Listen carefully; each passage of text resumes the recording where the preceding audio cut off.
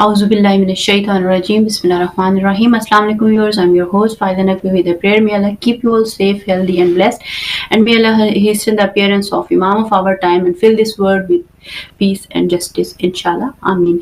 Today the topic we are about to discuss is really important. It is related to the ballistic missiles launched by Iran in Israel, towards the Israel. So as we can see that during the weekend, assassination of Sayyid Hassan Nasrullah has escalated the situation in the region, and there were like more than 600 or 700 people who were killed along with Sayyid Hassan Nasrullah and his companions, and the situation has gone very serious from then to now. And now Iran has launched a ballistic missile in response to that killing of Sayyid Hassan Nasrullah. So we will try to understand the situation, how this region is going to be after Sayyid Hassan Nasrullah, and are we going to see a full-fledged war after this retaliatory ballistic missile attack from Iran to Israel, and what is going to happen in the region. So what we should really understand and what we should really know. We do have very prestigious guests with us. I'll move on to them. We do have Sayyid Mohsin Abbas, who is a political analyst, journalist, broadcaster. We do have Sister Batul, and she is a political commentator as well. And we do have Shabir Rizvi, who is also a political analyst. And I welcome you all and Assalamu alaikum. And thank you so much for joining us today in this important situation and time. First of all, Mohsin Bhai, I would like to have a recap from you, like what situation what is the situation currently, and what we really need to understand in the current scenario, and what is your response after Sayyid Hassan assassination? Well, of course, it's been a really intense week or 7 to 10 days, really. I don't think I've experienced this level of intensity on any journalistic assignment of watching things unfold in my career. Of course, there's an emotional angle to this, there's a human rights angle, there's a justice angle, there's a world war angle as well. So it's a series of actions which, of course, began with the terrorist act of devices being detonated all around Lebanon, not sparing children, women, or civilians. It continued, of course, with a lethal bombardment, a continuation of Gaza. Gaza too, but I would call it really something that was established by the Israelis back in 2006, the idea of carpet bombing as a standard practice. And they've done that, killed well over 1,500, maybe 2,000 now people, if we count the entire period of Israeli attacks on Lebanon since 2007. But the reality is that Israel has really ridden over every red line possible. And of course, the tipping point, really, I guess, was the assassination of Sayyid Nasrullah, and not to forget Abbas Nilfurushan, a very senior IRGC commander, and quite a number of other senior Hezbollah commanders. Israel became so arrogant and so conceited that it felt it could use the intelligence to do things which were so rash that they would force the Islamic Republic of Iran and force Hezbollah to do something equally rash. Now, Iran has exercised patience for literally 10 months as the world has seen the violation, the genocidal violation of children's lives. 200,000 people estimated dead, according to the Lancet report, which is the one I find more reliable. And in Lebanon, of course, the numbers that we've been talking about are up there as well, with 5,000 or 6,000 injured now. This is killing on a biblical scale. It's and it is literally, according to the Jewish violent extremists who are conducting this campaign, along with their American Zionist violent extremist establishment, they justify this even biblically. They say that in the Talmud, they very clearly talk about Amalek and killing of the children. Killing of children means killing of future terrorists, as far as they're concerned. This is who you're dealing with. You're dealing with absolute genocidal maniacs. Now, of course, having triggered the killing of Sayyid Nasrullah, a great man, a man of virtue, of ethics, a man who bravely and courageously stood against all that was unholy, all that was evil, certainly in West Asia and beyond. A man loved and celebrated from Venezuela to Russia to every corner of the earth, where people remembered his very brave stand. Every day he was in office as the Secretary General was a day he could have been killed, and he was a target, number one target of this kind of vicious Mossad, Israeli, CIA, if you like, network and circuit. In the end, we have to remember and recognize that his martyrdom leads to him being in paradise, and the dead of the Israelis and all other evildoers, because that's what they are, their place in hellfire. So we are also we celebrate Sayyid Nasrullah's entry into paradise, but we at the same time mourn his departure, and Iran mourned, and Iran was left really now with no choice. And I think what they did was something that was due, because Ismail Haniyeh had also been killed on Iranian territory. Now you had an IRGC commander killed, and Sayyid Nasrullah. It just became almost inevitable. Of course, this is what the Israelis have wanted. Netanyahu has asked for this. He's been begging for the opportunity to have Iran drawn into the equation, and Iran was obviously reluctant for obvious reasons, because no sane leader would want to risk global cities coming in the target range of nuclear weapons and ballistic missiles. No responsible leader would dive into war. But the excesses that Israel have done have left also Iran with no choice. And when I saw the missiles raining down on military bases, intelligence bases, Israel's security infrastructure, again, I had to say alhamdulillah, because Iran, again, ethically and very morally, has struck those places not in the that are actually military targets. They've not targeted civilian areas. Had they wanted to rain down these hundreds of hypersonic missiles at Mach 10 speeds, they could have actually created a Israeli civilian deaths in the thousands, perhaps more. So they've exercised patience even in this response. But what they've done is they've given Israel a lot to think about. If Israel now goes to the next level and continues to say, try and get the Americans involved and to bring them into a ground war with Iran or a regional war with American missiles, well, that's on America now, because the world has seen, and the world walked out in the UN, if you notice, when Netanyahu went over there to sort of sell his cursed people and blessed people, little posters, as if he was talking to kindergarten children. This is the patronizing state of Netanyahu. He gave people this package, but they didn't buy it. The majority of the global South walked out, and only the corrupt Western leaders happened to leave their ambassadors there, or their UN representatives, etc. So what we've got now, I think it's the personification of evil is gathering on one side, and the personification of good is gathering on the other. We're used to this within the Shia lexicon. We know that Imam Ali al-Islam stood as the personification of all that was good. This was the Prophet's saying at the Battle of Khandaq, when he took out Amr, the very famous warrior, powerful warrior. And I take pride, and I take joy in seeing that the oppressed of this age have a defender and have a force which is willing to stand up and be counted.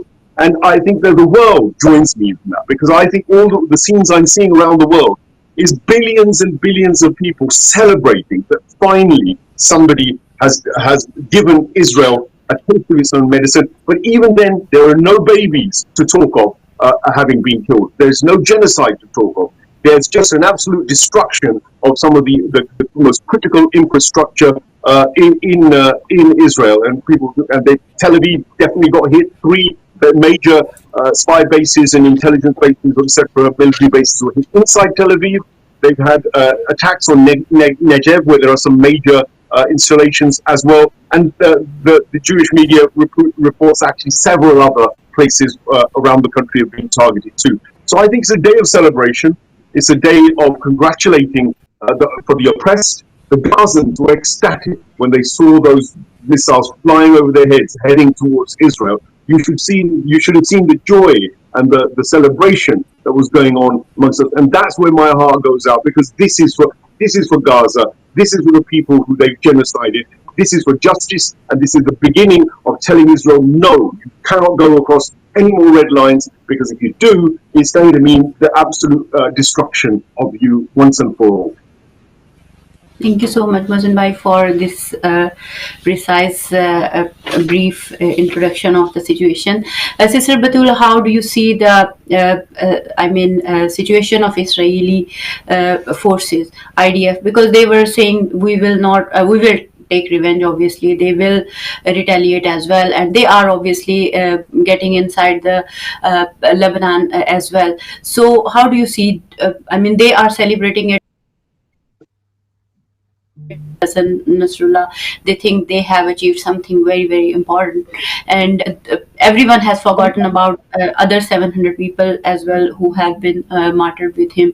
So, how do you see the situation with Israel, and how? What are your thoughts and reaction on the whole situation?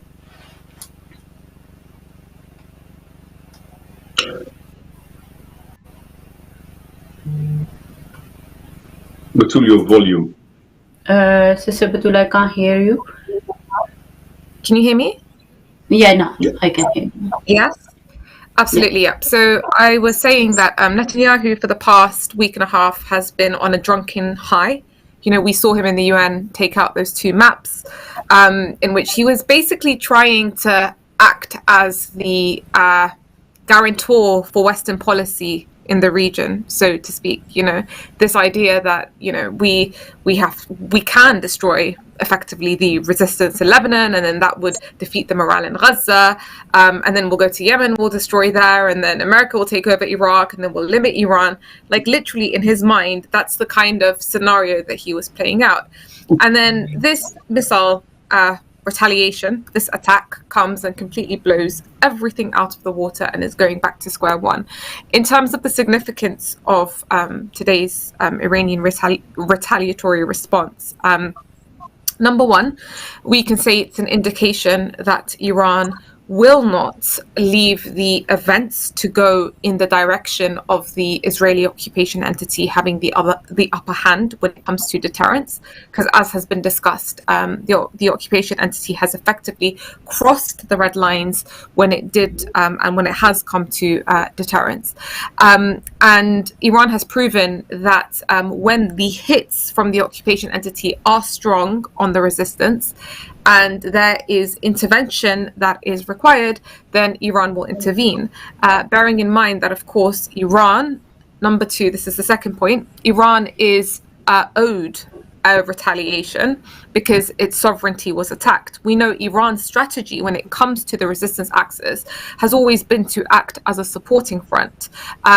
Iran is effectively lends an open hand when it comes to strategic planning, when it comes to military tactical preparations and strategizing, when it comes to funding and financing the resistance, when it comes to the technological development and, you know, giving those weapons and those drones and those high-tech missiles to the resistance axis. That is the scope of the Iranian support for the resistance front. It's not expected for Iran to fight on behalf of any one of the resistance axes.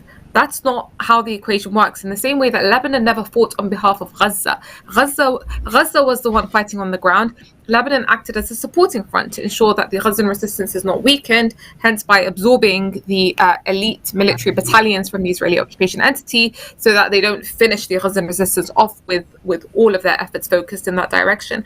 Likewise, the Islamic Republic of Iran is the bedrock of the whole resistance axis. It is the foundation, and it ensures that there's no gap within the resistance axis itself, and it seeks to fill that gap. So only if it feels like there is a real threat to any one of the parties within the resistance axis that a closer front cannot cover, if you will. That's when the Islamic Republic of Iran will directly get involved. So here it's important that we say that, this Iranian retaliation was owed.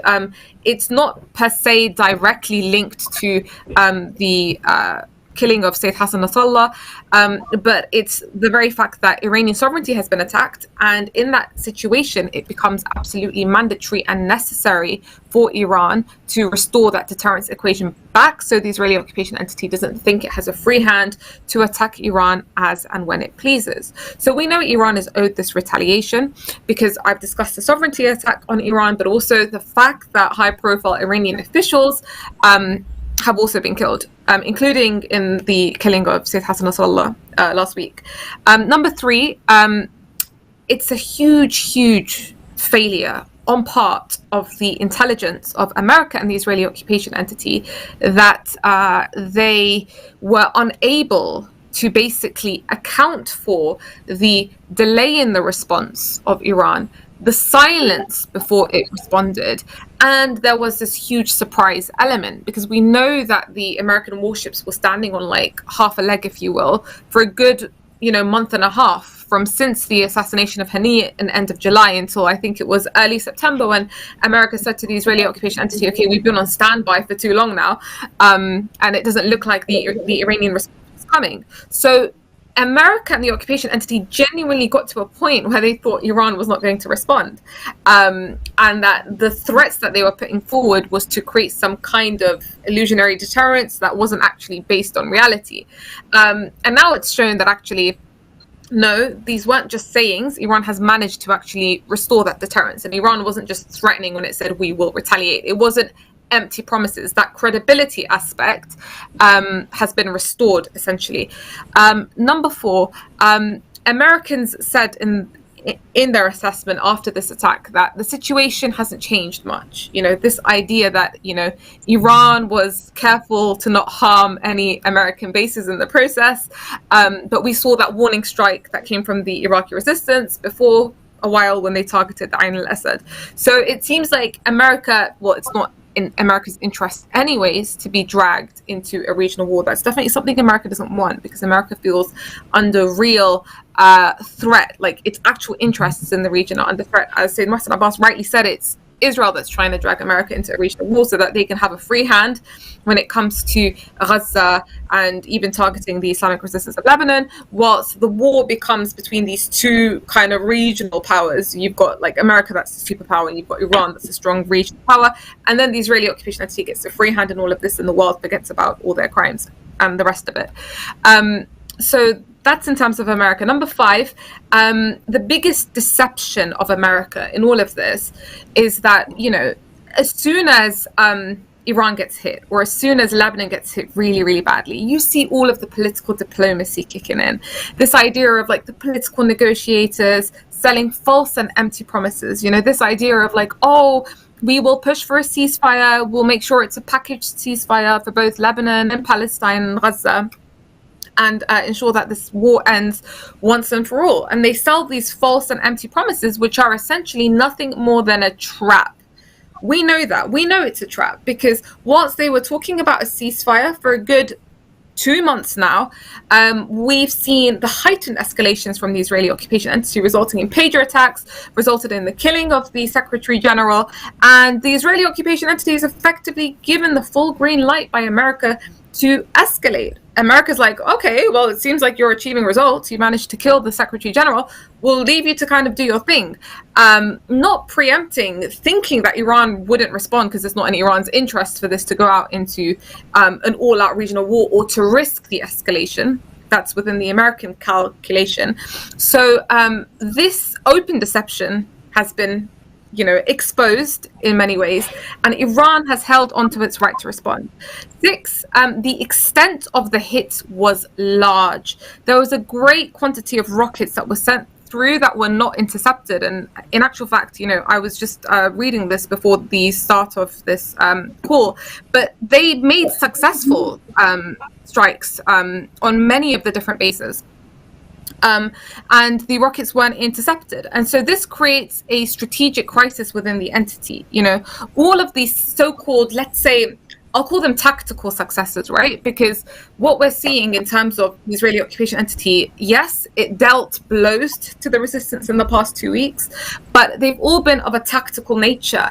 They haven't been of a strategic nature, because you can assassinate as many leaders as you want. The structure of the resistance is still very much there. And we always know that when it comes to intelligence, when it comes to high precision, they reign supreme in that. That's always been the case, and that doesn't take rocket science. It doesn't take much fighting on the ground. It's all of these tools are supplied to them by America anyways. They have the full American backing and support when it comes to the high tech and the intelligence. So all of these so-called, you know, facade successes of the entity and the kind of drunken high that it's been experiencing has been brought completely down to ground zero. And this is a great strategic loss for them.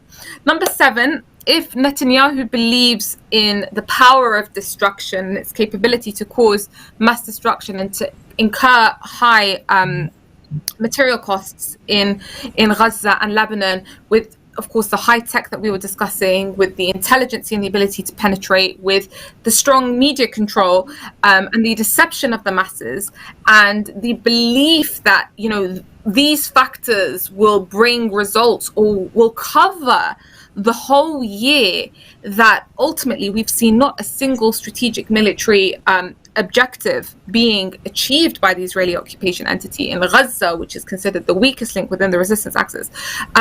When Netanyahu thinks he's managed to achieve many tactical wins as though he has the upper hand and he's weakened the resistance, and we've described the arrogance of him going to the UN and holding those maps out, and as though he's like carving a new map for the region in hopes that someone like Trump would come and will just seal his stamp of approval in hopes that he could somehow invade Lebanon. You know, this hit has come and has completely brought it back to square one. And this hit may in many respects prompt the West that's also been drunken in this period, especially in light of the American elections and its inability to take decisive decisions. This might prompt the West to think now that the West doesn't want an escalation. It's not in America's interests at all. And that's the only thing that we bet on in terms of the fact that this won't turn into a regional war, is the fact that the two major parties here, America and the Islamic Republic of Iran, don't want a regional war. But there's one exception in which a regional war will be called for, and that's if the deterrence of the Israeli occupation entity collapses. In that situation, America will do anything to protect and to restore the deterrence of the Israeli occupation entity if it completely collapses, because for Israel to collapse at the hands of the resistance is basically America's whole presence in the region collapsing. So one of the outcomes of this might be that now, okay, like America's waking up saying, hold on, we can't keep allowing like the Israeli occupation entity to escalate the situation. So all in all, will there be a reaction from the Israeli occupation entity towards Iran? Most certainly, yes, it will. Most likely, in my assessment, at least for now, I don't think it will be strong enough to get a strong response back from Iran, unless America decides to get involved in a hit with Israel. Like, America would have to get involved in the situation that Israel decides to hit strongly, and then obviously America and then Iran would hit back in response to that. But I think that is the unlikely scenario. In the event that America decides to get involved, that is, because all of its bases will be under threat in the region, and we know the Islamic Republic of Iran can strike them, and that's something America doesn't want. But if it does get involved, if America does get involved, it will be a regional war. Like, we're talking about that question of regional war, like that's definitely the case. But if it decides not to, then its hit from Israel will not warrant a strong response from Iran. And if Israel did not listen to America, so that's also another case, because the Israeli occupation entity has proven that it can do things at times of really, really high tensions, in which it's not America's preferred strategy, but they'll do it anyways. So if Israel doesn't listen to America, decides to hit hard because it's in a drunken high, then the hit will come decisively against Israel from Iran. And so I would say all possibilities are open, although I'm leaning more in the direction that this won't be a regional war. So we can see there are so many angles to look at the situation. So there could be anything. It depends on the parties who are involved in this whole scenario. So it depends on their intelligence or what they actually trying to achieve out of that. Shibir bhai, how do you see the whole situation in the region? As a sister also has suggested some point, and Mohsin bhai as well. What is your reaction after Sayyid Hassan? Is Hezbollah weakened, and how the situation is going to be in the region, and what is I mean, how do you see the Netanyahu recent statement? I mean, he was giving some speech in favor of Iranian people. What he was trying to achieve out of that speech, if you have seen that video in which he was trying to speak to the people of Iran, and he was trying to tell them your leaders don't care about you and this and that. And the other thing as well is, as sister mentioned, something related to US elections. So do you think the whole situation would impact on the election of the US election as well? The voters who are voting to both whichever candidates there are, so is it going to impact on that as well? And what kind of difference do we see after Sayyid Hassan in the region, and in the people of America as well? If you can analyze, what are your thoughts and Thank you very much. Assalamu alaikum to all of you and to your esteemed audience.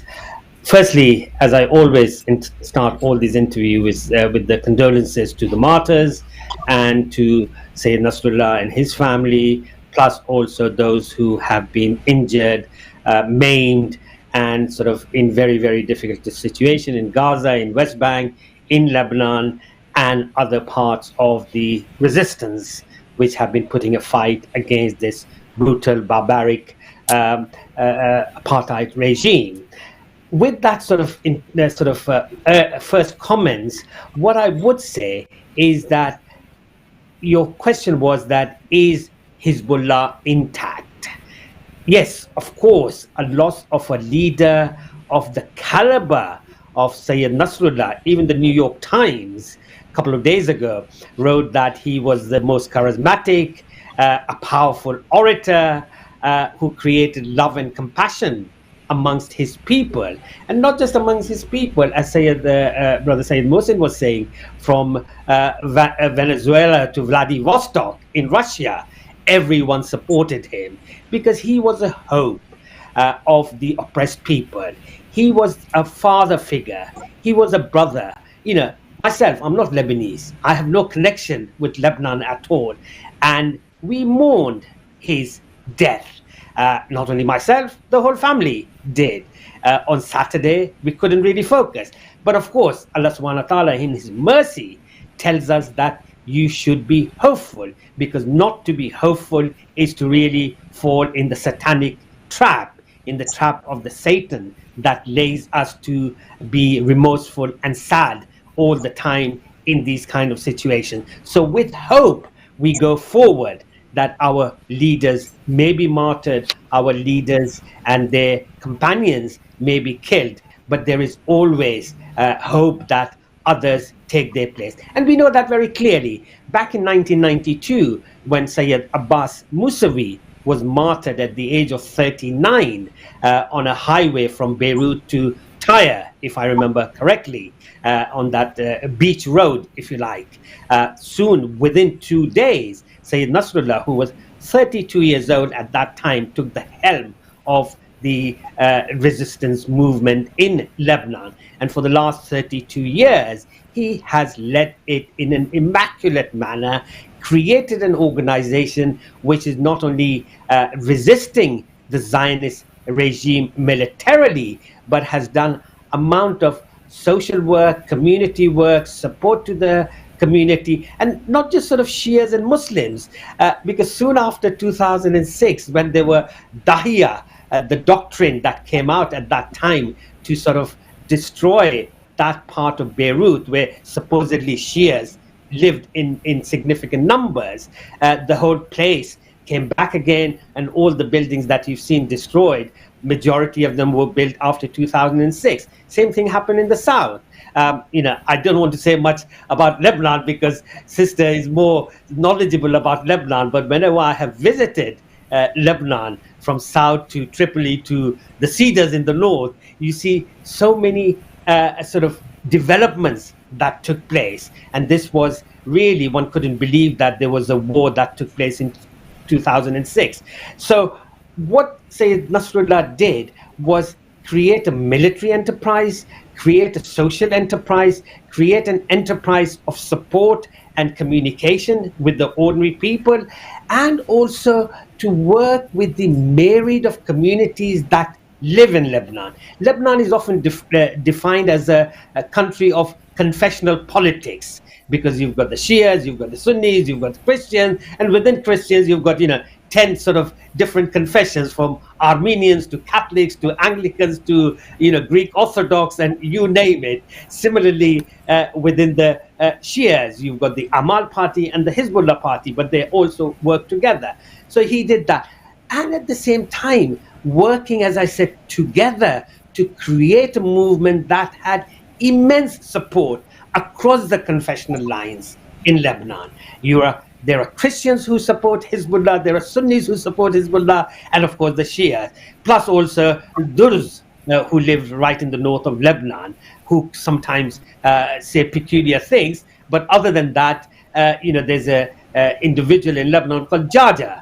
He's a Christian leader, but he's an extremist who has been part of the Israeli intelligence services historically. So that was another aspect of what Hezbollah as an organization did.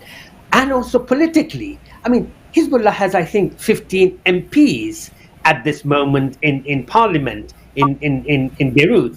So the reality is that Hezbollah is not, like the West tries to describe it as a militia. It's not a militia. It's part and parcel of the people of Lebanon, as I said, at many levels. Now, coming back to, will there be a loss felt? Of course, as I said in my beginning, that when a great leader is passed away and martyred, yes, there is a loss. But the infrastructure that was set up in the organization is such, and not only myself, but other analysts who have researched Hezbollah in much greater detail than myself, have clearly said that they've had 2-3 different levels of leadership. So if one is sort of destroyed, then the next one takes over completely. Plus also the small groups or the battalions who fight on the Israeli border, they communicate, their small groups, between 10 to 100 at a time, and they work quite independently, and they're able to organize the attacks rather than taking directions at each and every moment. They're not micromanaged. They have the moral capacity to effectively operate as a deterrent to the Zionist regime that had continuously sort of made life difficult for the Lebanese. And we must not forget that this is the third time that Israel has sort of tried to invade. They tried to occupy it for some years in Beirut. They went as far as Beirut, and then part of southern Lebanon was occupied for many, many years until they were thrown out in 2000, in May 2000, at that time. Then, of course, you had the 2006 war. So the reality is that it's, coming back to history, Islamic history, like some would argue that Prophet left the world without appointing Imam Ali as his successor, vice regent, as the person most important to run the Islamic State, if you like. If the Prophet didn't do that, then obviously, Islamic organizations that follow in the Prophet's step will have provisions that are there to carry on the task of the resistance, to carry on the message of Muhammad Islam to be given to the world in a pristine manner. And that's what I think is important for us to remember. Friends and foes have been phoning me and talking to me for the last 10 days saying that, why is Iran not attacked? Why is Iran not? The reality is that we sit here in London, New York, or Karachi, or Lahore, thinking that we know better. But the people at the front, they really have the strategy. They have not only that, over and above everything, they work with wisdom.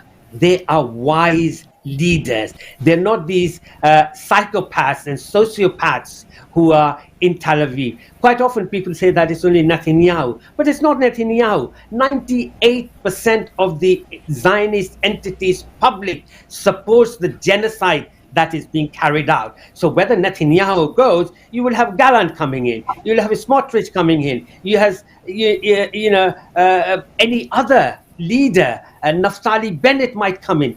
They are all the same, because from day one, from Herzl, who was the founder of Zionism, was a terrorist, and 3 or 4 of the former prime minister of Israel, the Zionist entity, the Likud party, they were all part of Irgun, which was a terrorist organization which was killing British soldiers, British diplomats, and all kinds of things. So the Zionist entity is in the habit of electing terrorists and psychopaths continuously. So it's not in 2024 that we have a evil regime and people talk about that if Netanyahu is removed and things will be better. No, they're not going to be, because they're all of the same mindset.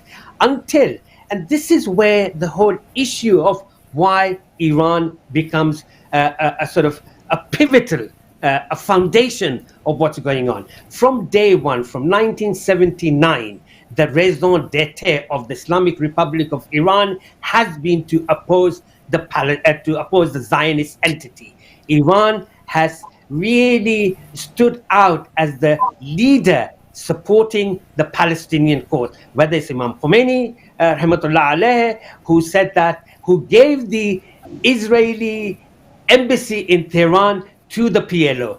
Yasser Arafat visited, he was greeted by Imam Khomeini. So from day one, the strategy has been, and that's the reason why Iran has been sanctioned for the last 45 years in a significant manner. No other country has been sanctioned in that way other than Russia after the Ukraine war, if you like. But the reality is that if today, like Netanyahu, you mentioned, Netanyahu trying to be very clever, saying that Persians and Israelis the same. So he's speaking to, and he used a Persian word, you must remember. So he's trying to ignite those Shah supporters who are still living in London, Los Angeles, and sort of in certain parts of Iran. And he talked about Isfahan, because Isfahan has about 30,000 Jews living there, saying that, we are all in one. And if you get rid of your sort of government in Tehran, everything will be fine. And,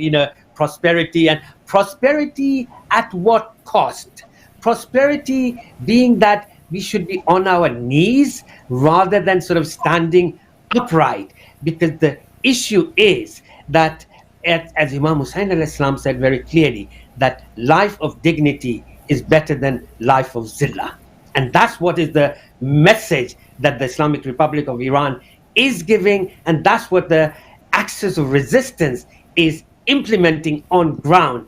Therefore, irrespective of, again, I'll just sort of touch on, you talked about the American, it really doesn't matter who is in power, whether it's Biden or Trump. I wouldn't use George Galloway's phrase of describing the Labour and the Conservative Party. I'll say that they're two sides of the same coin, if you like.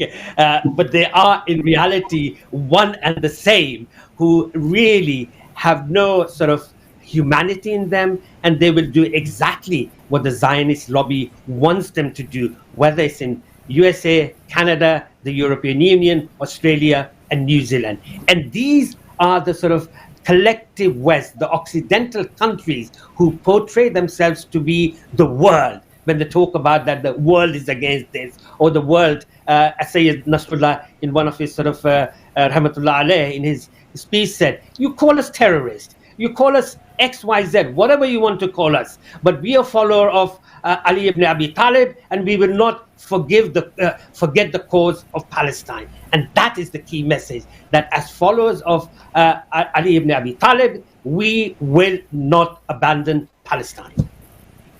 That's true. So, Brother Mohsen, how is your response? What sister said and Brother Shabir said. Do you see, like, where do you see the situation is going? Are we really?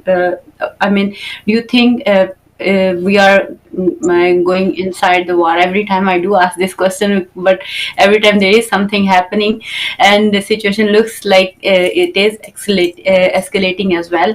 Do you think, like, what difference do you see in this retaliatory missile attack and the one they did before?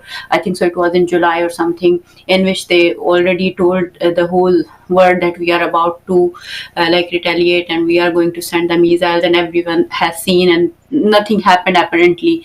So what difference do you see in these two missiles retaliatory attacks, and what Iran would achieve out of these? The recent one, what he would achieve, and what has it achieved previously? And when we analyze the whole situation, it looks like there are two ideologies which are like in conflict with each other. One is the Zionist, and one is the sort of ideology of Inqilab Islami, or revolution of Islam, which has been in Iran since like about 40 years plus, and this and that. So how important it is for us to understand these facts, as well as supporting supporting our Rebbe Sayyid Ali Khamenei. How important it is for everyone to understand his position and supporting him in practical way, and what we can do in that context. Okay, so firstly, the difference between the first slap which Iran gave to Israel after they destroyed their confidant was a load of drones, old drones, with maybe 5 or 6 hypersonic missiles, or perhaps just ballistic missiles. I can't quite remember, but they hit the targets, and this time they showered all sorts of bases all around Israel. We'll get to realise exactly how many it is. It's not fully clarified. Certainly, at the bases I mentioned earlier were from the IRGC. That's what they've done. But actually, Israeli media is saying there's even more. So the difference is quantity and the size of the deterrence. First of all, it's clear that the first message that Iran gave Israel was ignored, or they took it lightly. They didn't think it was very serious. This one, Iran has stepped up, and they still haven't done even a fraction of what they could have. You saw that the Iron Dome collapsed. 80% of the hypersonic missiles have gone through, and there was no protection. And it wasn't just the Israeli Iron Dome. The French, the British, the Americans, all of them had all their various defense mechanisms up there helping them. There were reports of specific systems I can't go into right now, but suffice to say, it was the entire axis of evil, basically the Anglo-sphere, was all involved in trying to defend Israel, and they failed miserably.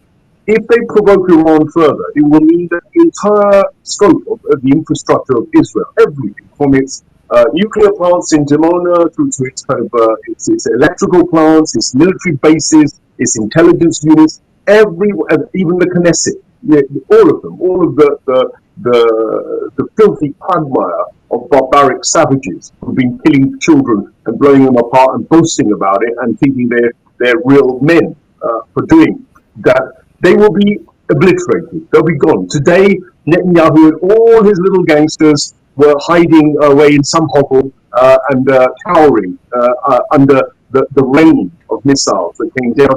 This is still nothing compared to what the Islamic Republic of Iran has in store, and it's nothing because the Yemenis didn't get involved. They equally have a shower ready, and also the Iraqi resistance, and across Syria, all of the missile batteries which are ready to attack Israel, not to mention Hezbollah and Daesh. They are not alone, and now Iran has only given the world a warning. They're saying, put a leash on this rabid dog before we do it, and if we do it, it'll get out of control, and then the Hormuz Strait might have to be shut down, Bab el-Mandeb will be shut down, 30-40% of the world's energy and trade will be shut down, and even China and Russia, who've also sat quietly on the sidelines, not really giving the kind of, I think, deterrence backup that they should have done long ago.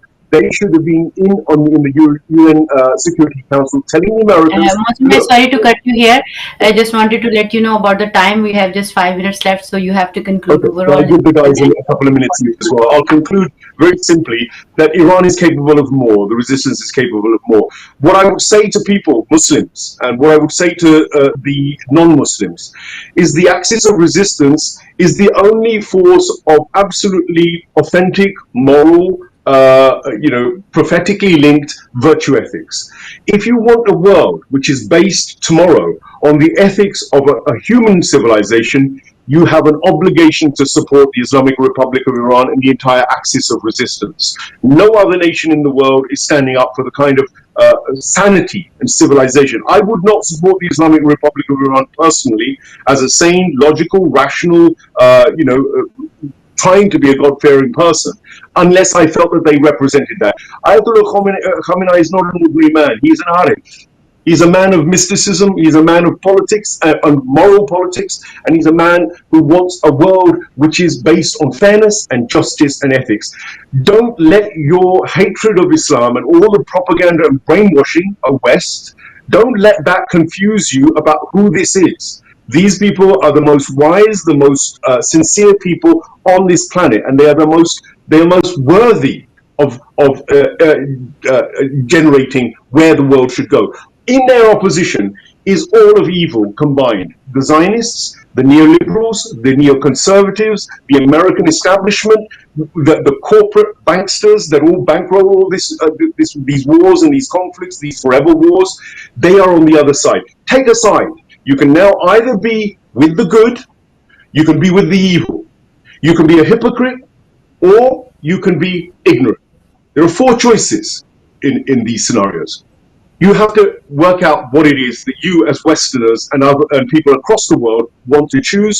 And as far as the Muslims go, get rid of your corrupt Zionist Arab traitor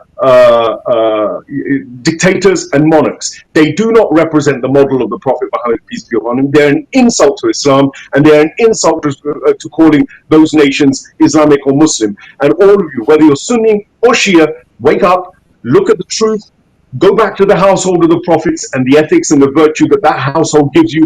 Hold on to that rope. Be not disunited. Bring your brothers outside of Islam also into the fold as well, and show this 1%, these drunk parasite elites, what it is for a godly society and a real society of civilization to emerge on this planet. It is possible, but it requires all of us to stand up and be counted. Thank you so much, Mohsin Bhai. Sister, we just have 2 minutes, so I would like to give you those 2 minutes if you want to add anything. Absolutely. I would say that, irrespective even of the strong strike that the Islamic Republic of Iran put forward today, that has effectively created this kind of new deterrence after the Israeli occupation entity, to some respects, shattered it in these past 2 weeks, dealing like one blow after the other to the resistance.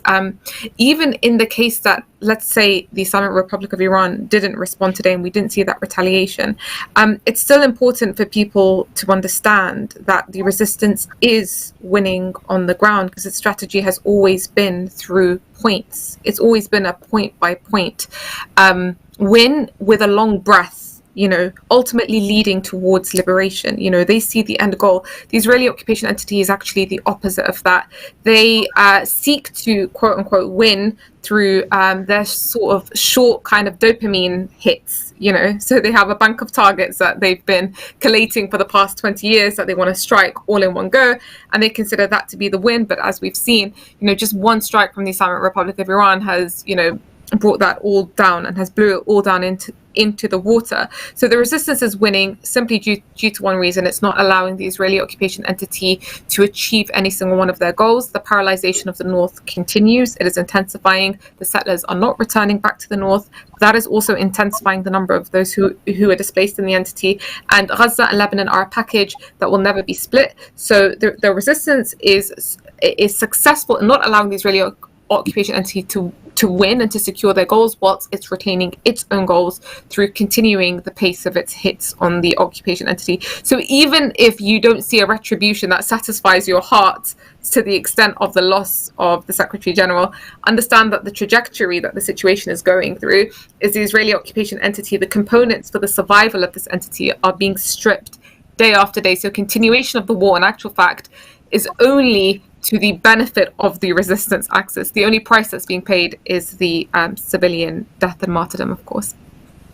Thank you so much, Sister Batul. Thank you so much, Sayyid Mohsin. And thank you so much, Abir Bhai. I'm really honored to have you all on the show. Really grateful for your time. And to all the viewers, I would say just understand the rules of war and take some wisdom and follow the path of Ahlul Bayt and see everything through wisdom, not psychological warfare of the enemy. I'll take a leave now. I'll see you next week. Allah Hafiz.